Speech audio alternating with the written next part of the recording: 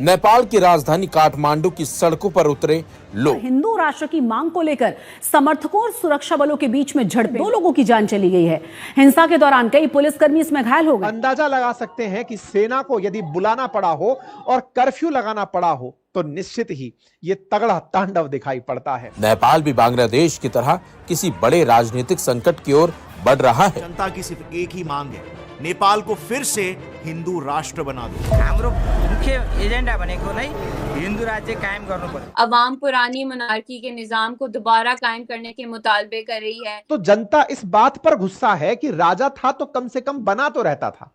तुम लोगों ने 8 से लेकर 25 के बीच में 13 बार प्रधानमंत्री बदल दिए। इसका मतलब जो भी हो रहा है वो केवल शासन के लालच में हो रहा है कि हर महीने ऑलमोस्ट 60-65 हजार लोग जो हैं वो निकल रहे हैं वहां से, हर महीने मुल्क से निकल रहे हैं। राजा ही सत्ता में हो, कम से कम उसका घर तो ऑलरेडी भरा हुआ है, वो देश के लिए काम करेगा। 17 इयर्स में ऑलमोस्ट आप ये समझ लें 14 गवर्नमेंट्स बदली हैं। भारत का नाम आ गया कि भाई भारत के लोगों के द्वारा ये सब करवाया जा रहा है और ये एक बहुत बड़ी पॉलिटिकल इंस्टेबिलिटी की एक मिसाल है। जनता चाहती है कि राजा आए, लेकिन उसमें इंडिया के लोग ज्यादा इंटरफेरेंस भी है।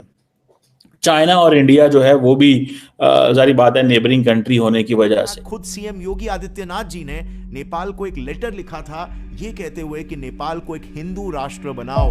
बोलता है ये तो हो गया देश का, तो वो तो कर ही लेंगे। श्रीलंका है, नेपाल है, वहां भी तो पार्टी के लेके जाना, वहां भी जीतना। ये जब से नेपाल एक रिपब्लिक बना, पॉलिटिकल पार्टीज जो है उनकी आपस में लड़ाइयां खत्म नहीं होती, करप्शन है वहां पे, बड़ी इनएफिशिएंसी है। तो ये इस वजह से जो वो पुराने किंग को याद करते। ये प्रोटेस्ट सिर्फ एक शहर तक महदूद नहीं है, मुल्क के मुख्तलिफ हिस्सों में लोग इस निज़ाम की तरफ उनका रुझान देखने को हमें मिल रहा है। हम देखते हैं कि एक तरफ लोगों ने डेमोक्रेसी के निज़ाम से थकान का इजहार किया है, तो दूसरी तरफ उनका दिल पुरानी मोनार्की की तरफ देखने को मिल रहा है। साथ ही कुछ हालात ऐसे भी पेश आए हैं जहां प्रोटेस्टर्स और पुलिस के दरमियान तकरार की वजह से काफी कुर्बानियां भी देखने को मिली। नेपाल की जो ट्रांजिशन हुई है टुवर्ड्स डेमोक्रेसी, ठीक है जी, क्योंकि यहाँ पे एक समझ लें कि एक मोनार्की रही है, बहुत देर मोनार्की रही है, और ये आगे फिर इसकी भी एक हिस्ट्री है कि वहां पे कब एक जो थी मोनार्की थी, कब वो इमोस में नहीं जा रहा, लेकिन एक जिसे कहते हैं ना, ये जो ट्रांजिशन डेमोक्रेसी में हुई ये 2008 में हुई, और 2008 में जो ट्रांजिशन हुई तब से लेके अब तक इन 17 इयर्स में ऑलमोस्ट आप ये समझ लें 14 गवर्नमेंट्स बदली हैं। 17 इयर्स में 14 गवर्नमेंट्स बदली हैं, और ये एक बहुत बड़ी पॉलिटिकल इंस्टेबिलिटी की एक मिसाल है कि कैसे वहां पे लोग जो हैं हुकूमतों पे ट्रस्ट नहीं किया उन्होंने, और इसकी क्या वजूहात हैं उस पर भी बात कर लेते हैं। अब देखें कि 2008 से लेके 2025 तक आपके पास 14 गवर्नमेंट्स बदली हैं नेपाल के अंदर। So it's a highly polarized society. पहली बात, इधर एक टर्म बोली जाती है रिवॉल्विंग डोर कोलेशंस। पाकिस्तान में तो हम कहते हैं ना रिवॉल्विंग डोर डेमोक्रेसी, क्योंकि पाकिस्तान के अंदर जो होती है डिक्टेटर्स आते रहे हैं, तो जमहूरियत और डिक्टेटर रहे हैं।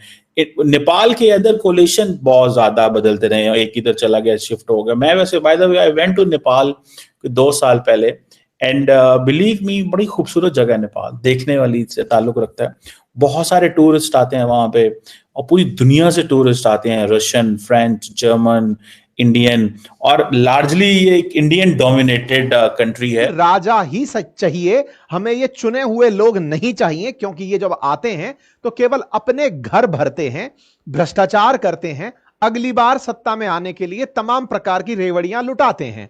ना जाने सत्ता के लालच में ये किस किस तरह के कर्म कर जाते हैं। इससे तो बेहतर है कि राजा ही सत्ता में हो, कम से कम उसका घर तो ऑलरेडी भरा हुआ है, वो देश के लिए काम करेगा, राज के लिए काम करेगा। उसे कम से कम ये डर नहीं होगा कि हमें किसी के लिए भ्रष्टाचार करना है या फिर देश को बर्बाद करना है। आज ये सारी बातें इस पर्टिकुलर दंगे का वजह बन रही हैं। आज आपको ये जो तस्वीरें दिख रही हैं, ये नेपाल के लोग हैं जो डिमांड कर रहे हैं कि हमें राजा का ही शासन चाहिए। सवाल आता है कि क्या नेपाल में राजा अब नए से आएंगे या कोई पहले से चला आ रहा था? तो साथियों, नेपाल में राजशाही का लंबा इतिहास रहा है। लगभग 250 साल तक नेपाल में राजशाही रही है। अब वापस से राजशाही की डिमांड हो रही है। ऐसे में जानना होगा कि नेपाल से राजशाही कब हटी थी, नेपाल में वापस से राजशाही नेपाल में राजशाही वापस कैसे आ पाएगी, यहां लोकतंत्र के लिए क्या संघर्ष हुए थे, कितने राज आए जो लोगों को पसंद नहीं हुए। हां, फिर भी मैं आपको एक नंबर जरूर बता देता हूं कि नेपाल में जब से राजशाही गई है कंप्लीटली, तब से लेकर अब तक यानी 2025 तक मात्र 17 साल में 13 बार सरकारें बन चुकी हैं। 17 साल में 13 सरकारों से जनता त्रस्त है कि सबको केवल अपना ही अपना चाहिए, और ये लोग राजा होते तो इतना भ्रष्टाचार नहीं कर पाते। आप नेपाल में काठमांडू की सड़कों पर उतरी इस भीड़ के द्वारा फेंके गए पत्थरों को देख सकते हैं, अंदाजा लगा सकते हैं कि सेना को यदि बुलाना पड़ा हो और कर्फ्यू लगाना पड़ा हो तो निश्चित ही ये तगड़ा तांडव दिखाई पड़ता है।